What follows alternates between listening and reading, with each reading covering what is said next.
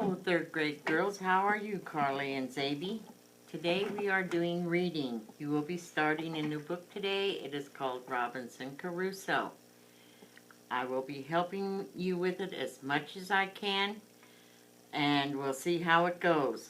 Also with this book, you will get a paper for Chapter 1 questions. There are only 5. This time I have helped you write them, and I have showed you the page numbers where you can find the answers. I'm not promising to do that every time, but I will this chapter. So if you'll get out your book, I plan on reading it with you as much as I can. But it's kind of, we're only going to read chapter 1 today, and it's about 6.5 pages long. I hope my voice lasts through all of this. Chapter 1, I Go to Sea. I was born in the year 1632 in the city of York, England, of a good family. My parents named me Robinson Crusoe. I had 2 older brothers, one of whom was killed in a war. What happened to my second brother I never knew, any more than my father or mother later knew what happened to me. My father, who was a merchant and very old, had given me a good education and wanted me to become a lawyer. I, however, would be happy with nothing but becoming a sailor, and so my father called me one morning into his room and lectured me harshly about my seafaring desires. Then he said that he would do very kind things for me if I would stay and settle at home. To close all, he told me I had my older brother for an example, to whom he had used the same arguments to keep him from going to war. My brother, instead, had entered the army and was killed. When he mentioned my brother's fate, I saw the tears run down his face, and then he broke off his lecture, saying he was so sad he could no longer speak to me. In spite of my father's wishes, I decided a few weeks after to run away. I'm now on page 2. But first I told my mother that I was determined to do so, that I was now 18 years old, and if she would speak to my father to let me go on one voyage, and I did not like it, I would go no more, and I would promise to work doubly hard to regain the time I had lost. She said there was no sense speaking to my father, and that if I wanted to ruin myself, there was no help for it. They would never give their consent to such a plan. It was not till almost a year after this that I broke loose. One day, a friend who was about to go to sea to London in his father's ship encouraged me to go with him.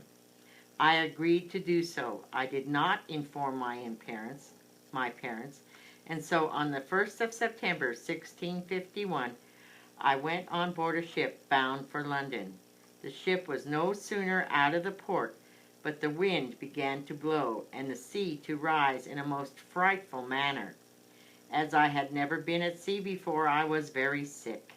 I decided if I ever got my foot upon dry land again, I would go directly home to my father and never set it into a ship again.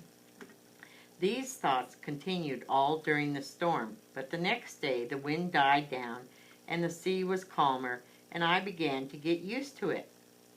Towards night the weather cleared up, and a fine evening followed.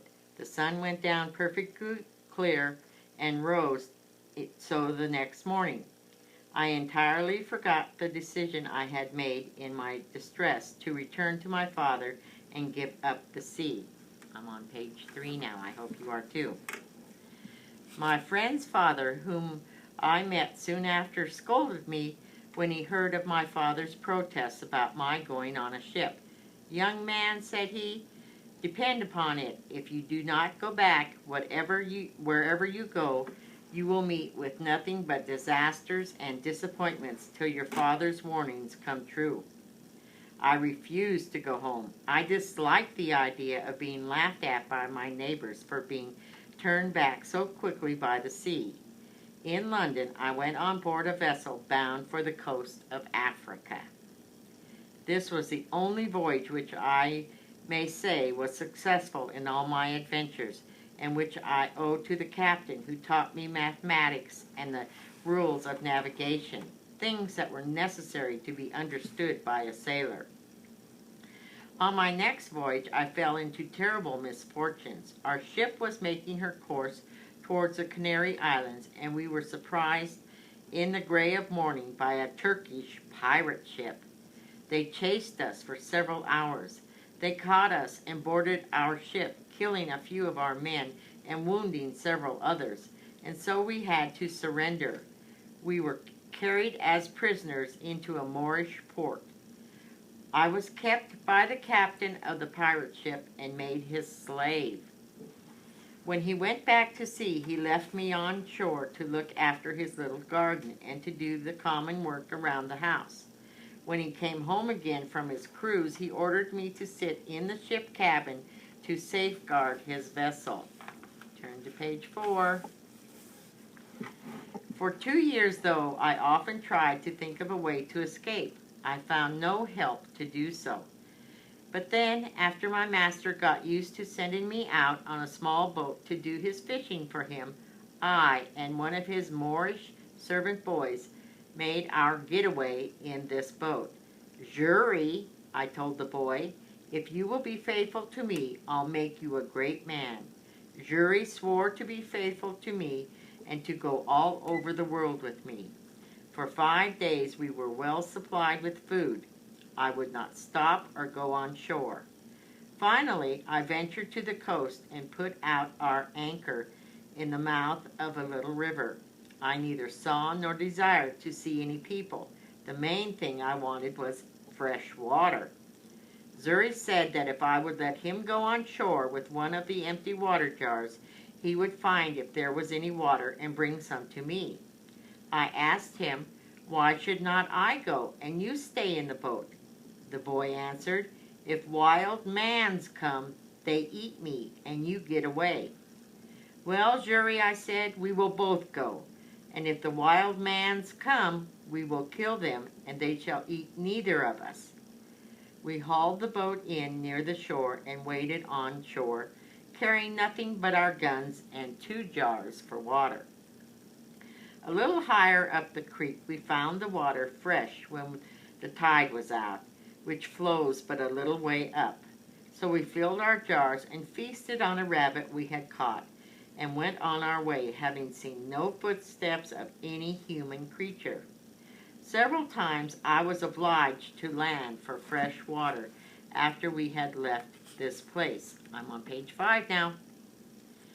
We went southward for many days, living very tightly on our food. My plan was to get to the Gambia or Senegal, anywhere close to Cape Verde, where I was in hopes to meet with some European ship. One day, as we came within sight of the Cape Verde Islands, Xury cried out, "Master, master, a ship with a sail!" I jumped out of the cabin and immediately saw a Portuguese ship. With all the sail power I could make, I found we would not be able to cross their path, and that they would be gone before I could make any signal for them. But they, it seems, saw me by the help of a spyglass and lay in wait for me to catch up. I immediately offered all I had to the captain of the ship as a return for my rescue. His generosity told me he would take nothing from me, that all I had would be delivered safe to me when I came to Brazil.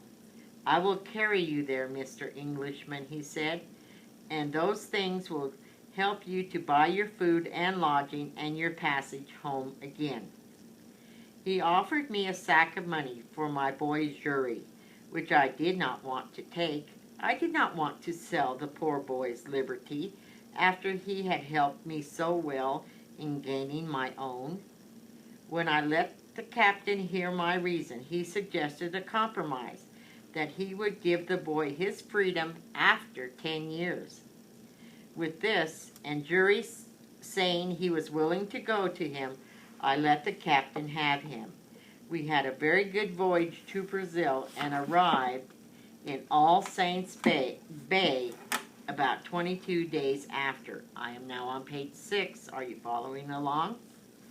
I had not been long here before I met a good, honest man who owned a plantation and sugar house. Seeing how well the planters lived and how they grew rich suddenly, I decided I would become a planter instead. A planter myself. But alas, for me to do wrong that never did right was no great wonder. I was a planter for 3 years and discovered that I was doing what I did not enjoy. I might as well have stayed at home and never have tired myself in the world as I had done. And I used often to say to myself, I could have done this as well in England among my friends as have gone 5,000 miles off to do it among strangers and savages in a wilderness. I had nobody to talk with but now and then a neighbor. All the work that had to be done, I had to do it. I used to say I lived just like a man cast away upon some desolate island where no one lived but himself.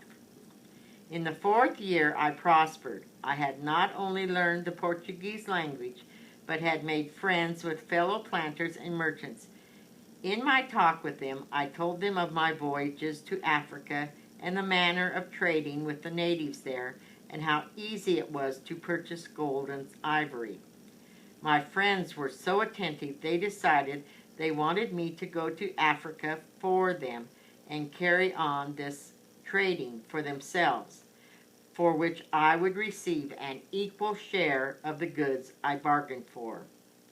I had a plantation of my own to look after. For me to think of such a voyage was the most preposterous thing that I could have done.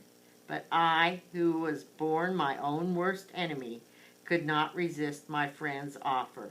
They agreed to take care of my plantation while I was gone. And that is the end of chapter 1. Now you should be able to do those 5 questions. And this is the end of our reading video.